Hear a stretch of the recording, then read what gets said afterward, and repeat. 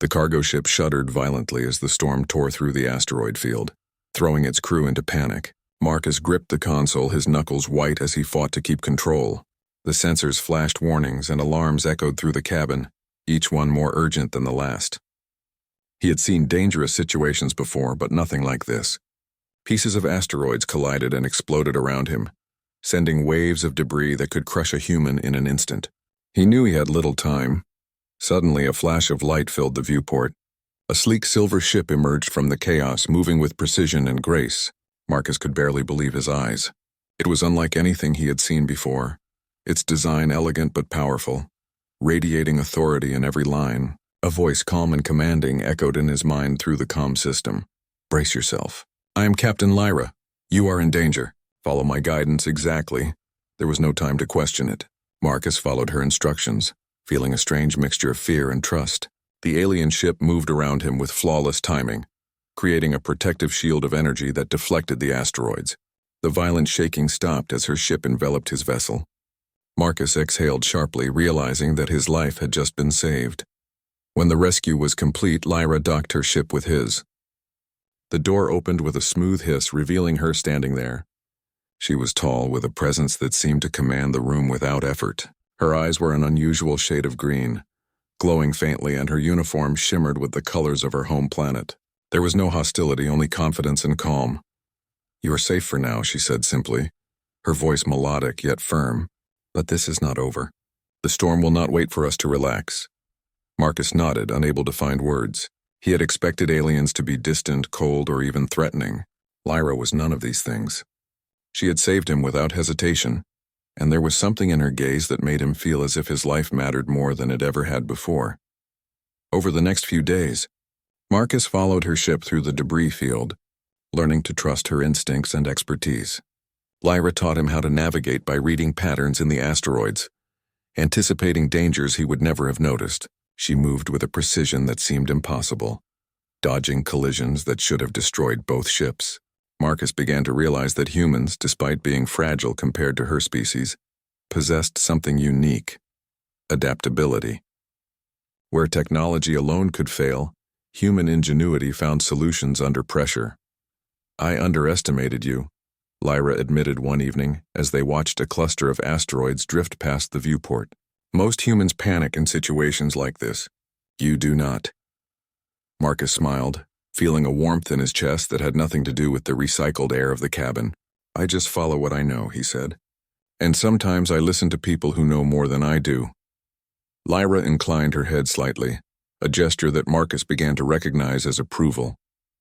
Over the days, they shared more than just instructions. They exchanged stories of homeworlds, of struggles and victories, of loss and hope. Marcus discovered that humans were not just capable of survival, they were capable of courage that transcended fear. Lyra, despite her experience and advanced training, seemed to find something invigorating in his perspective, something she could not replicate in her own species. The turning point came when a group of marauders attacked them.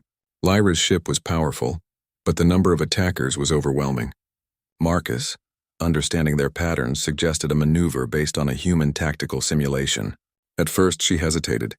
Her species relied on calculations far beyond human comprehension, and she had never considered using such intuition in a critical situation. But she trusted him, and together they executed the plan. It worked. The marauders were outmaneuvered and forced to retreat. Lyra turned to him, a mixture of relief and admiration in her eyes. "You saved us," she said quietly. Marcus felt a rush of pride, but it was overshadowed by a deeper realization. He was no longer just a passenger in this adventure. He was part of a bond that had been forged in life and death moments, one that could not be broken lightly. As the journey continued, Marcus found himself drawn to her in ways he could not fully explain. Her courage, intelligence, and calm under pressure were magnetic. Lyra, for her part, seemed to respect his humanity in a way that transcended species.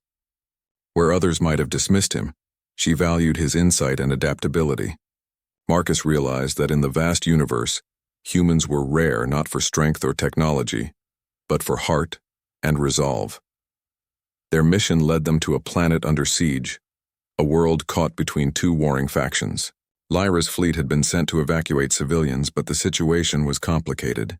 Marcus, seeing patterns in the enemy movements, suggested a route that would minimize casualties. Lyra initially resisted, trusting the experience of her crew over the advice of a human. But Marcus's observations were correct. The evacuation proceeded smoothly, and hundreds of lives were saved. After the operation, Lyra approached him. There was a gravity in her posture that made Marcus feel as if the weight of the universe rested on this moment. "You have proven that humans are more than fragile beings," she said.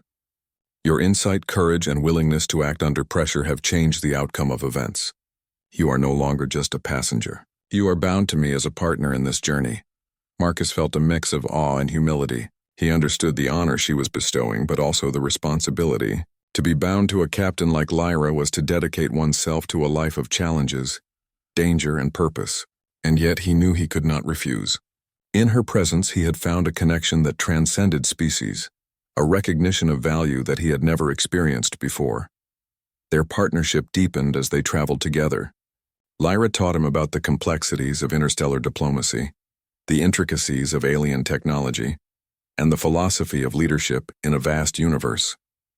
Marcus contributed his own perspective, showing how human creativity could solve problems that logic alone could not. Together, they became a team that was respected and feared across multiple star systems.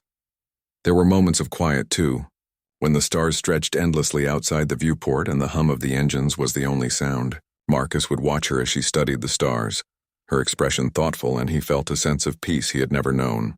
She, in turn, seemed to find comfort in his presence, a reminder that even in a galaxy of advanced beings, the human heart could inspire loyalty and courage. One day, they encountered a derelict ship drifting in the void. Life signs were faint and the situation was dangerous. Lyra prepared for a cautious approach, her instincts sharp and precise. Marcus, remembering the lessons of the asteroid field, suggested a method to stabilize the ship before boarding. They worked together, and once again, the combination of human ingenuity and alien expertise saved lives. The crew aboard the derelict ship looked at them in awe, unaware that the human had played as vital a role as the captain herself. As time passed, Marcus and Lyra faced countless dangers: pirates, cosmic storms, collapsing star systems, but their bond only grew stronger. He understood that being bound to her was not just a matter of loyalty, it was a recognition of mutual respect, trust, and reliance. Humans were capable of forming connections that could bridge species, and Lyra had recognized that in him. In the quiet moments, they would talk about what the future might hold. Marcus dreamed of exploring uncharted systems, of discovering new worlds, and of learning from civilizations that had existed for millennia. Lyra spoke of responsibility, of guiding her crew, and of the delicate balance of power in a universe that often seemed chaotic. They found that their visions complemented one another, that human ambition and alien wisdom could coexist and flourish. One evening, as they floated near a gas giant with rings that glimmered like jewels, Lyra turned to him with an expression that was almost human in its tenderness. "You have saved my life more times than I can count," she said. "But it is not just my life you have saved. You have saved the spirit of our journey. You remind me why courage and ingenuity matter, even when technology seems to make all outcomes certain." Marcus felt a swell of emotion he could not name. He realized that being bound to her was not a limitation but a privilege. He had been given the opportunity to show that humans were not fragile or insignificant, that their resilience and heart could make a difference even in the most advanced corners of the galaxy. Their adventures continued, each one cementing the bond between human and alien captain. Together, they discovered new species, prevented conflicts, and inspired countless beings across the stars. Marcus grew not just as a human, but as a representative of his species, showing that courage, intelligence, and heart could leave a mark on the universe. Lyra, in turn, came to rely on him not just as a partner, but as a symbol of what her crew could aspire to. His presence reminded her that even the most advanced beings needed perspective, intuition, and the unpredictability of human thought. They were equals in every sense, bound by shared experiences and mutual respect. Years later, as they looked out at a nebula glowing in colors neither had names for, Marcus reflected on the journey that had begun with a sudden rescue in an asteroid storm. He had been a human adrift in a vast universe, fragile and uncertain, and he had found himself bound to